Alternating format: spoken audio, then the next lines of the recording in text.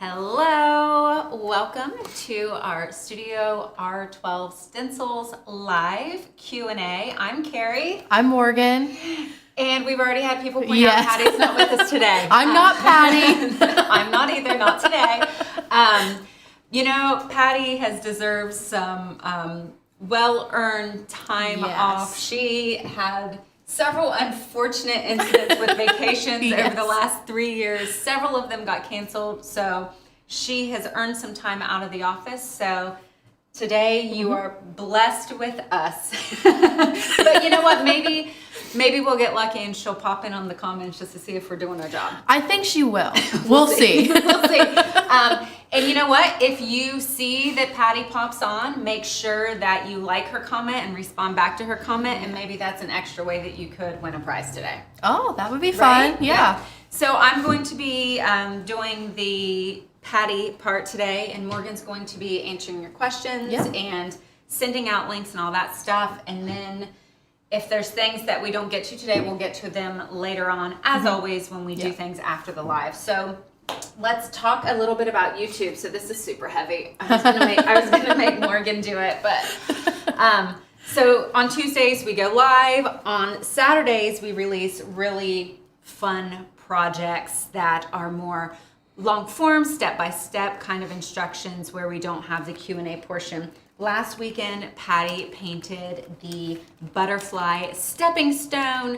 This is such a beautiful project. Not only are you going to learn how to paint on a concrete slab, you're also going to learn how to paint layered stencils. And my favorite is the fairy dust. And we had a lot of comments on that video talking about, oh my gosh, I love the fairy dust. I can't wait to do it at Christmas. It could be something. I love this stepping stone. That's the first thing I said when I walked in here today. I was like, this stepping stone looks so good. It looks so good. The butterfly, I would never even think it was a stencil. Agreed. And that's the beauty of the layered stencils. We have flowers, we have fruit, we have the butterfly, we have all kinds of those things that really take layers in a stencil to make them look wonderful.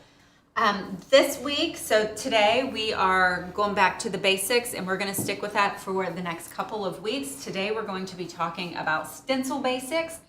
Saturday I have a video coming for you on base coating basics. And those are the things that you need to know before you can even start stenciling. So we're going to get you set up to base coat so that you can stencil. Fun. All right, do we have anything before I get started? Nope. Everyone's just saying how much they love this project and that Patty does deserve a good vacation. Patty does deserve a good vacation. And Morgan will, also has a link that if you missed that video, I'll go ahead that and she put it can in. go ahead and share that. And then a couple more things. So today we're getting ready for Teacher Appreciation Week. It is coming up, I think, so today is April 18th, 2023. So Teacher Appreciation Week is the May 8th. The week of May 8th. Yeah. And so today, to make sure that you guys are ready to get ready for Teacher Appreciation Week, we are doing a sale on teacher stencils. And so that's what we are going to be painting today. And we also have a sale on personalized stencils. So some of those overlap. We do have some really cool personalized teacher stencils, but Morgan also has the links for those. Yes, I do. So she can share those. And then, we do have a giveaway that I'm announcing tomorrow. So last week, I think it was, we hit 9,000 subscribers on YouTube. So snaps, thank you for all of that. Thank you for all those who follow us and subscribe to our YouTube channel. But I posted on Facebook last week that we hit our 9,000, and then we're going to do a giveaway, and you have to like, comment, and share on that post to be entered to win, and I will announce the winner of that tomorrow. Yay! And it's going to be a super big, fun bundle. It has to be for 9,000. For 9,000, I know. It's worth it. It's a big deal, and we really appreciate it. Yeah, we appreciate every single one of you who lets us do this for our job. So thank you, because without you, we might be working boring desk jobs. Yes. All right, guys, so let's talk about stencil basics today. If you have any questions about stencil basics, make sure to ask Morgan. Morgan can let me know. We have already base coated our board, which you'll learn about on Saturday. and we are jumping in with some of the necessities you'll want when you are starting with stenciling. So if you are watching this and you are Stencil Pro, don't worry, we have some little Patty tidbits that we're going to throw in through our lesson today. But first things first is getting your stencil on your surface so that it doesn't wiggle and jiggle when you are painting with it. And that is going to be done by tape. So when we tape down a stencil, we tape it in at least 2 places. Now, when I was starting here, oh, I have a hair underneath here. When I was starting here, I taped my stencil in all 4 corners. Well, that's what you would think to do. Right. Well, and I also never peeked. Yeah. I never peeked because I was afraid if I did peek, then I was going to mess up my project and not be able to get it aligned. So one thing that I am noticing when I am taping this down is that on my top right corner, I have a lot of space over here. However, in the bottom left corner, I don't have a lot of space. So when I taped it down, I had to move my tape around. So what I'm going to do here is tape it sideways and then fold it under so that it's pulled nice and tight and the stencil's flat. Okay, so next thing you're going to need is a palette paper, and that can be anything from a paper plate or an old tray. You guys put in the comments what you use for your palettes. We always get a lot of interesting things with that. Well, I feel like you can use a lot of things, like scrap cardboard, scrap paper. That's how we figured out to use palette paper, because we had scrap Mylar. Yes, and so we for years painted with palette paper, and we would use it and rip off a sheet, use it and throw it away. And we paint a lot here. And so when the product became unavailable, we decided to, why don't we use it on Mylar? Because we know we can wash Mylar because we wash our stencils and they are reusable. And so you can actually purchase that. I'll put that link in there if you guys want to go ahead and get. And we have it in a 1-pack, and you can also look on our website. We have it in a 5-pack as well. And these come in longer sheets. We don't have exact measurements. They are typically around 31 inches, but these are scrap that were, when we cut big stencils, we just had this extra piece, so we decided to keep it rather than throw it away. And now it's something that you guys can use in your home. So you're going to get your palette paper, and then let's talk about paint. So paint is one of the most important things when it comes to painting. We use acrylic paint. We get our paint from Sherwin-Williams. I have shared several times in the past what the specific container looks like. Here it is. Yeah. So this is what the size of the container looks like. And if you guys have any questions about what it is, send us a message and I can send you the specific picture. We've done that several times for people who've said, I went in and I couldn't quite find what I was looking for, so I'll send you this. You can take it in and you can show the people at Sherwin-Williams. We just had someone say that they save the thick packing paper from deliveries. Oh, yeah. So that's kind of fun. That's what they use for their palette paper. Yeah, that's a great idea for palette paper. Because if you're anything like us, you get a lot of packages. We live in a small town, guys. There's not a lot of shopping to be done around here. So we are, unfortunately, we try to shop local because we're a small business, and so we know the importance of shopping local, but sometimes it can be hard to find things. We had someone ask the other day on YouTube where to find the stepping stones. And that's actually something that we found at our local hardware store. And they said they were at the big box stores and having a hard time finding them. I was like, we weren't at the big box stores, so we don't know because they're an hour away. So we buy our paint in bulk. We get it from Sherwin-Williams because we paint so much. Yeah. So for decades, Patty used Deco Art. We still use that on a lot of our projects. Our entire stepping stone project was done with Deco Art paint. But for most of our paintings, we're going to use paint that we buy in bulk from Sherwin-Williams. We have a paint color guide if you are interested in some of the colors that we use. We have our paint color guide that has our color from Sherwin-Williams, the Deco Art color, and then it also has the hex code, so you could take that anywhere and find a color that matches it. So today I used 27 as my base coat, which is white, and I am using 14 as what I'm going to stencil with. So we typically just do basic black and white when we are doing a stencil basics video, but we're talking about teachers, and my school colors were royal blue and white. So I went ahead and did my school colors here. You shake the paint up really well before you put it on your palette. You want it to have a little bit of a mound so that you can see it's nice and thick and firm and it stands up. We run into a lot of people who say, hey, I went to this big box store, that big box store, and I just got a random acrylic paint and I'm having problems with bleeding under. And a lot of times it's because that paint has some filler in it. It might be a little thin, it might be filled with water.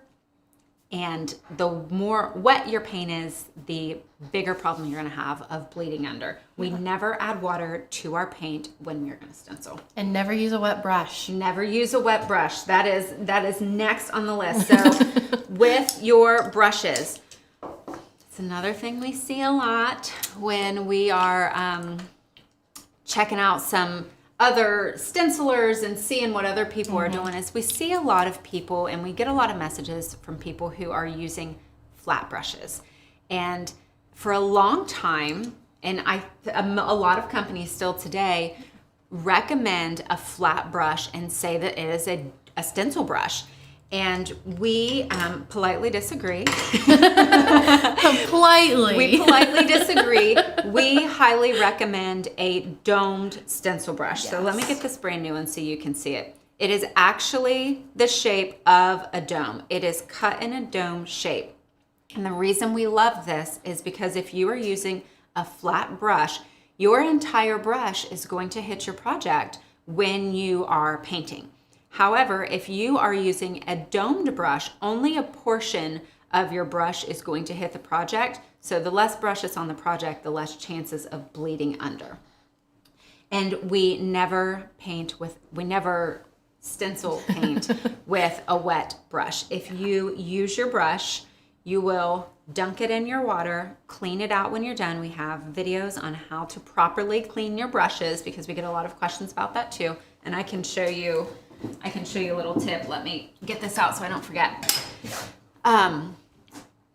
You need to let your brush dry, likely overnight, sometimes a day, depending on the temperature and how your weather is at your house, that you want to get it completely dry, because if your brush is wet, when you try to stencil paint, then water sticks in the brush, water is going to thin the paint, and then you're going to have a potential for bleeding under.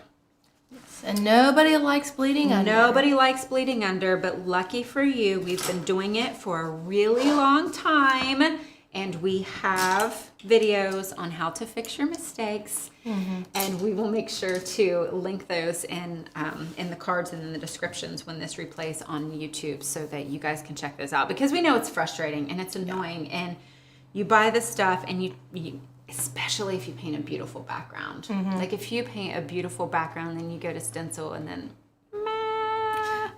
sad thing. But there are we ways to do fix it. have articles, blogs, videos about how to even fix those mistakes. Yes, so. and they can be fixed. Time is of the essence there. So next we are ready to paint. Are you ready to paint? We're ready to paint. So we are going to get into our paint on our dome brush. I just have a little bit on the tip. One of the most important lessons you're going to learn today is offloading.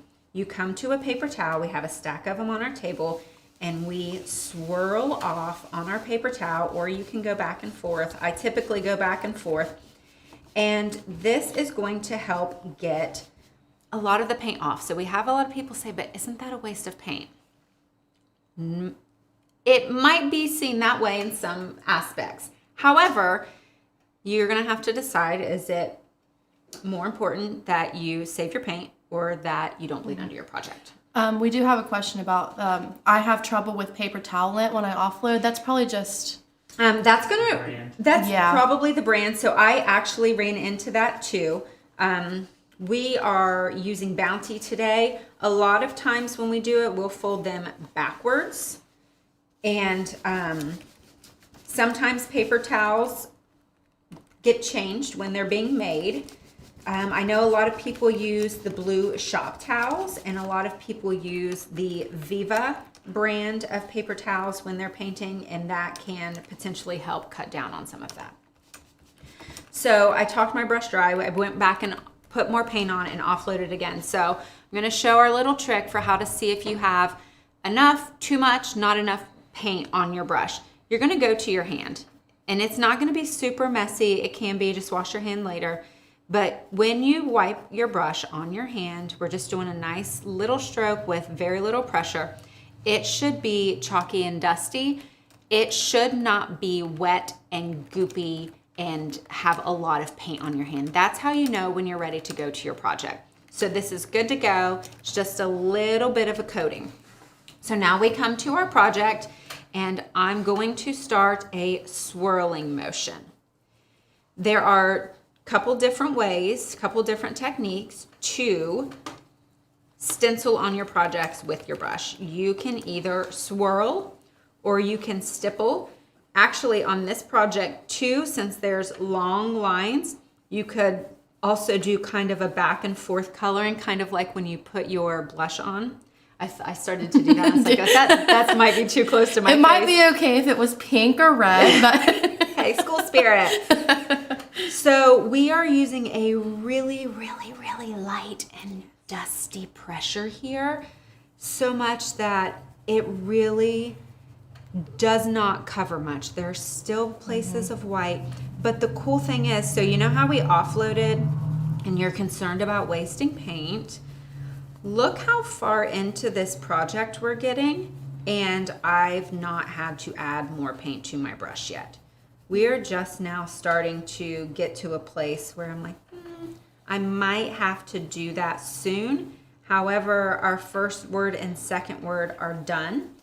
And it's so mesmerizing to watch. It is. It is. We need to make just an overhead video of stenciling, and it needs to be in the satisfying section. Yes, it does. So if you are watching from overhead, you can see that there are a couple little pieces of the hairs from the brush that have come out on the project.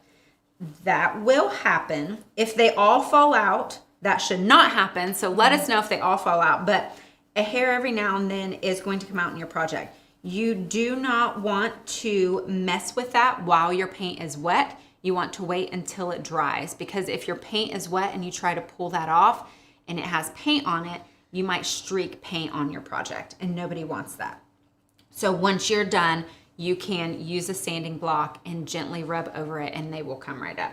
So I got through almost my entire project with just one load of paint. We're going to go back into our paint, come back into our paper towel, and then we can come down here and finish off. So if you have too much paint, how will you know? One, it's going to be wet and goopy on your project. Two, you are going to see swirl marks. If you can see the swirl marks from your brush where you are swirling, that is too much paint. You will know the instant you come to your project and do your first swirl. If you see your swirl marks, come back to your paper towel, swirl off a couple more times, and then go back to it. Do you have any recommendations on how to get Cindy had, or Carol had said, I don't get that far with the paint. Is it maybe the pressure? It might be the pressure. And to be perfectly honest, each project's going to be different. I painted a project yesterday, and I think I got 2 words done with it today. As your paint gets less on your project, then you are going to have to apply more pressure, but you don't want to get to the point where you're applying so much pressure that you're pushing it under. Right. So that's also kind of going to be you'll learn as you go and get the feel for it. So let's go ahead and peel back and take a little looky-poo. So this is what one layer is going to look like. This is one layer of swirling. It's dusty, it's light. If you're doing a distressed rustic country project, you might just want to stay here.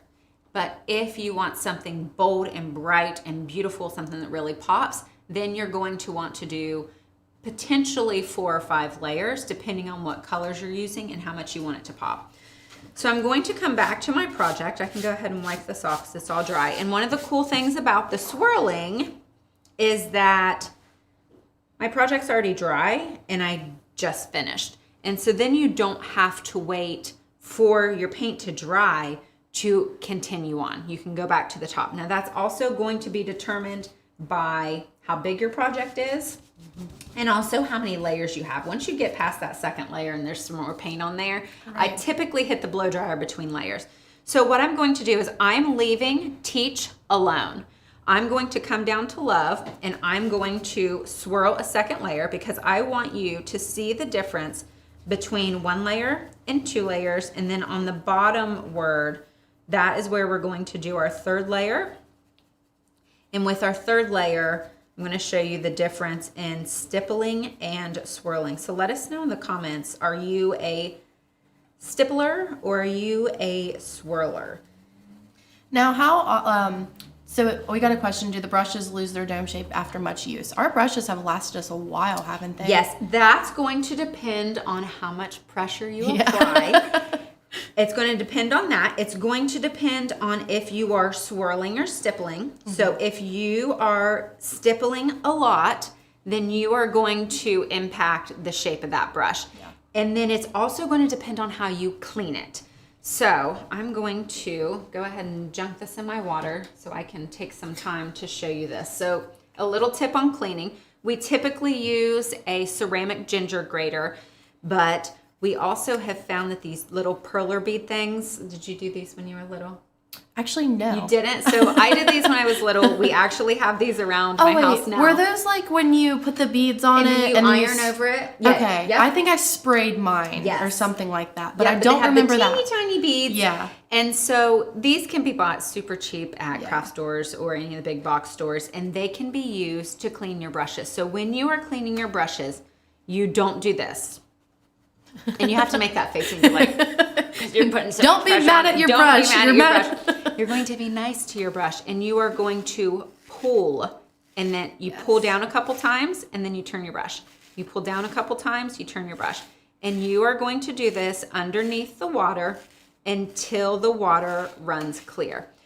If you are more of a puller this way, you can do this way as well. But we typically just go and we turn it a little bit between each time, and we're really doing it on the side of the brush, and the top of the brush really doesn't get, we never do it where the brush is just sitting right on top of it. So hopefully that helps, and I can also share that link to the video of how to wash your brushes because we've done several of those because it's super important. Yeah. Because you pay money for your brushes and you want to make sure that you can use them. So we're back in the paint. And I'm going down to my 3rd word. So the second word, love, has a second layer. And the 3rd word, we are stippling. So I will sometimes stipple my projects, but not until the last coat. Because on that last coat, I want to really make sure it's bright and bold. If you are stippling, know that there is a potential for bleeding under because you're putting a lot more pressure on your brush. And since you're pushing it down, the paint is pushing up into your brush, you're gonna have more paint on your brush. And we do not recommend using soap when you clean your brushes. No. We just got that question. No, don't use soap on your brushes. Don't. We did used to carry a brush cleaner that would help revive your brushes if they weren't cleaned properly the first time, but we never use soap on your brushes because then what's going to happen is if you don't get that soap completely washed out, the next time you paint with that brush, that soap is going to reactivate when you put the paint on your brush, and then you're going to have a soapy project and you are going to be super unhappy. Soapy sad. Yes, you're going to have bubbles. I mean, maybe unless that's what you're looking for. That could be a new technique. It could, but we never use soap on our brushes or our sponges for that matter because sponges, it's worse on sponges. Now you may have noticed while I am stippling, I have had to add paint a lot more compared to when I was swirling because I am using a lot more pressure and it's not lasting as long. So Patty always does a really nice show of how to use a round brush where she does it straight up and down versus where she tilts it to the side. And when she tilts it to the side, it lasts so much longer than when she does it up and down. Backwards, actually. It lasts longer. It does? Okay.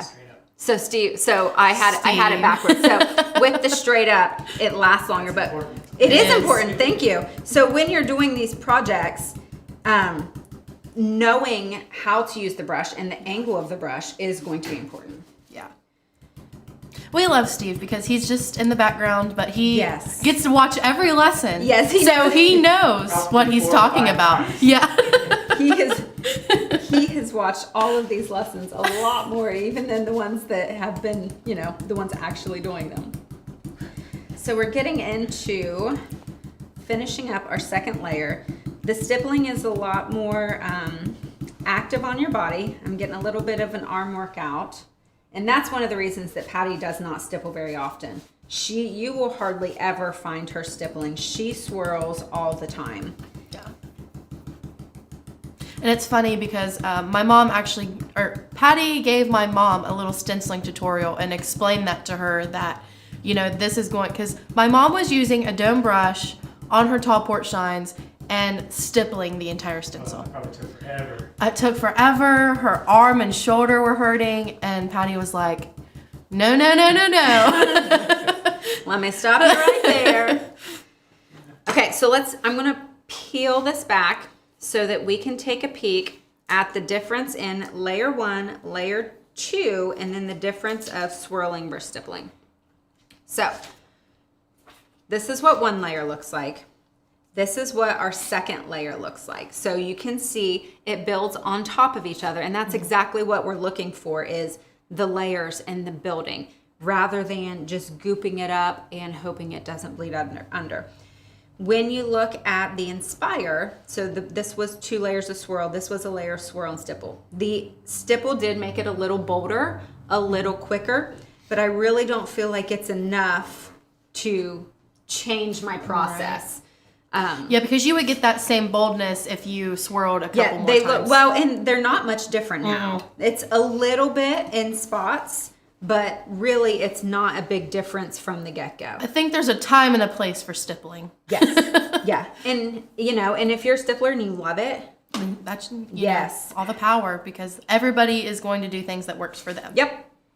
Okay, so now I'm going to go into, let's go over here, new paper towels. So when do you change your paper towels? When they start getting to the point that you don't have a lot of clean space left to put on it. You can fold it backwards and do it this way.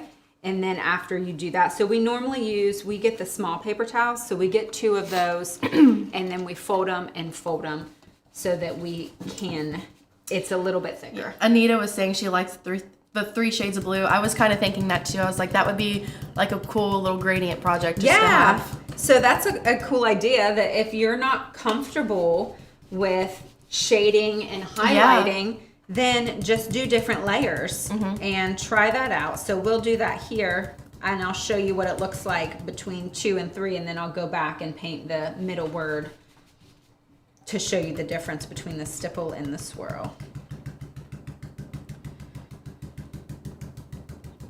All right, guys, what are you painting right now? What's on your projects? We know we have some people who are watching that are getting ready to head to some summer shows. Yeah.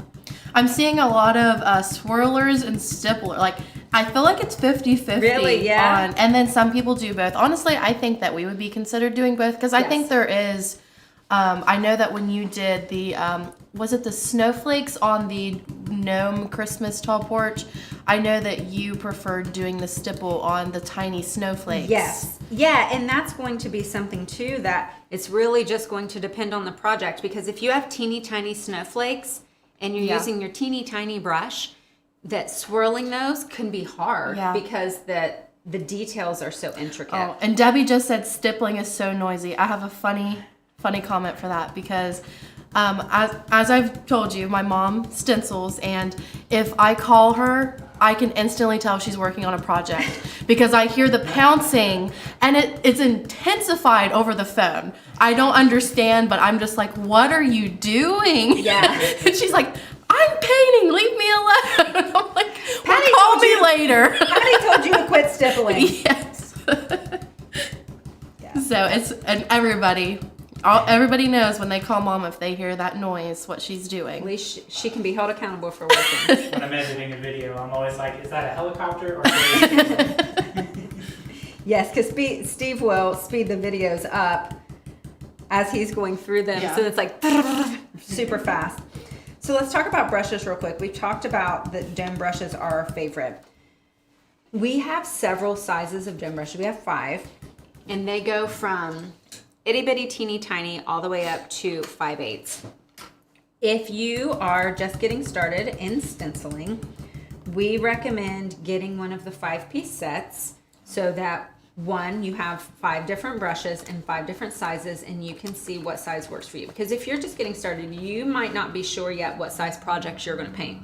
If you are going to paint something with a lot of detail, then you might need the small brush to be able to paint that detail. However, if you're going to be painting larger signs like this, then the 5/8 might be best for you.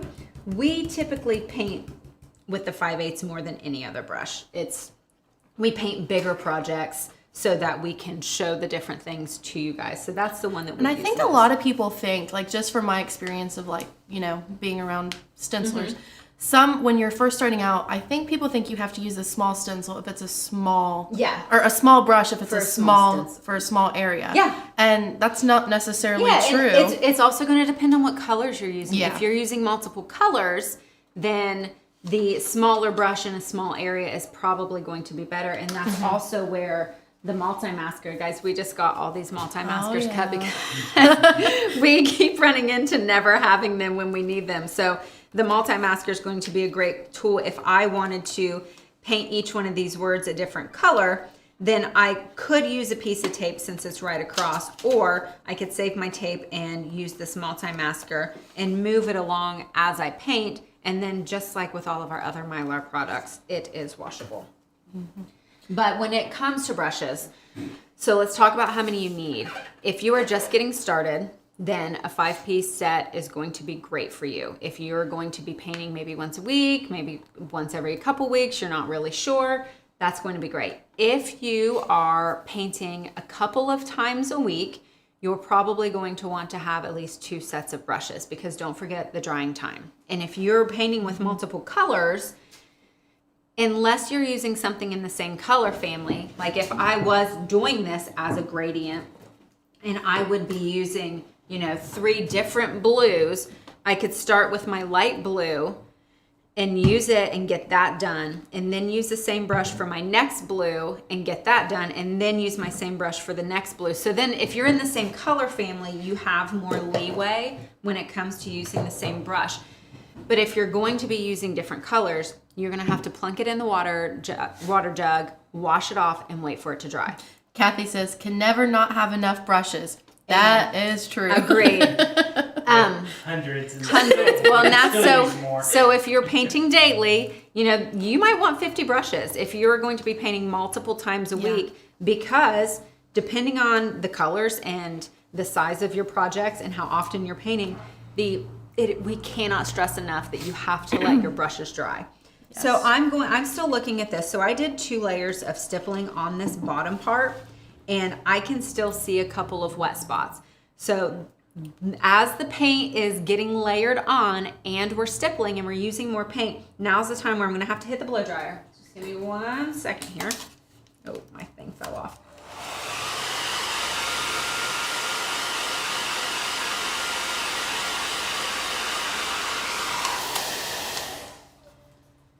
Okay, so now let's peel this off one more time. A lot of people are agreeing it definitely looks ombre. So this is Yeah, like a so fun, easy yay, ombre. go me. So now I'm gonna have to do a video on how to paint ombre without knowing how to paint ombre, right? That's fun. So now we have 1 layer of stenciling, 2 layers of stenciling, 3 layers of stenciling. And so you can see the difference in how the layers build time and time again. So now I want to go back to love one more time. And we are going to, lining up is my least favorite part. This is why I never like to peek, because I hate lining it up. Because then what's going to happen is I didn't bleed under, but if I don't line it up right, it's going to look like I bled under. Yep. So we're going to get our new paper towel. Seems like a lot of people, so we've, bees, lots of bees projects are being painted. Yes. We love bees. Flowers. Fireplace. Oh, she's using crackle. Oh, yay. I love crackle. Yeah, we haven't seen a lot of crackle lately. If you guys are doing crackle projects, share them with us. Unfortunately, we don't have that community page anymore on our Facebook channel or our Facebook page. But every Wednesday, I make a post and say, hey, what are you painting? Because we want to know what you're painting. So you can comment on that and show us pictures. And we often get pictures from there and share them on our page because we want to make sure other people are seeing some really cool inspiration that we're seeing. Or anytime, just post it on our Facebook, or we just like seeing what everybody's working on. You guys give us ideas too. Oh, sure, absolutely. All right, so now I'm just kind of getting into see some of these corners where I can see that might not have covered everything. So I can already tell a difference in the 3 layers of swirling versus the layers with the stippling. I want to show you as well that with the swirling, it just didn't come off quite as bold as what the stippling did. And I can see that my stencil moved because I have a little bit of a junk along the edge here that I didn't line up my stencil properly. So it happens. It's okay. Maybe don't take your stencil off all the way if you're peeking. Just pull it back a little bit. But it definitely shows that when you're stippling, you are going to cover more ground. However, you do have to be more careful than if you are swirling. That being said, the more paint that gets on your brush, because look how the paint's all the way up halfway through these bristles, and that's because I was stippling. So when I came back and started swirling, I also may not have lightened my pressure enough, knowing that there was more paint on my brush because I was stippling. And that the more paint you get in your brush and the longer you go into your project, it can be easy to want to get it done really fast and to lose your patience and to forget that, you have to offload really well. Like I'm coming back here and I can still offload some. So oh my gosh, I have to say, all of us. Peg said, currently trying to catch up on some UFOs, unfinished objects. Oh, That's good. that is good. We like that. We need to make a UFO stencil. We need to make a task to make a UFO stencil. All right. What else do we need to talk about? Anything else that you can think of when it comes to stencil basics? Steve, did I leave anything out? Do you guys have any questions about it? If you have any questions, let us know, and we can answer them, go back and answer them afterward. And if not, then we will see you back here next Tuesday at 12 p.m. Eastern. We're on Facebook and YouTube live.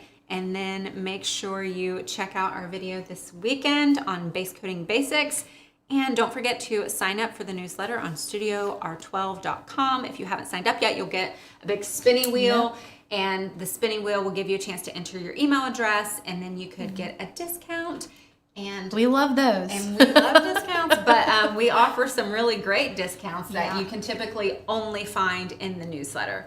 Everyday sales. Yes. Yep. We send out newsletters 6 days a week, so you're getting sales, pretty much different sales 6 days a week, and it's some fun stuff because we want to make sure that you guys can get these in your hands and paint what you want and all that good stuff. All right. Well, I think everyone's just saying thank you and wonderful lessons. Thanks. So hopefully you gave me lots of hearts. Patty has some hearts, and now I know why. Now I'm standing up here and can't look at my computer and can't see anything. So I don't know if you guys are giving me heart faces or mad faces. No, I think that everyone thinks that you did a really good job. Thanks, guys. Well, I will marinate on that, and we'll see you next week. Bye, guys.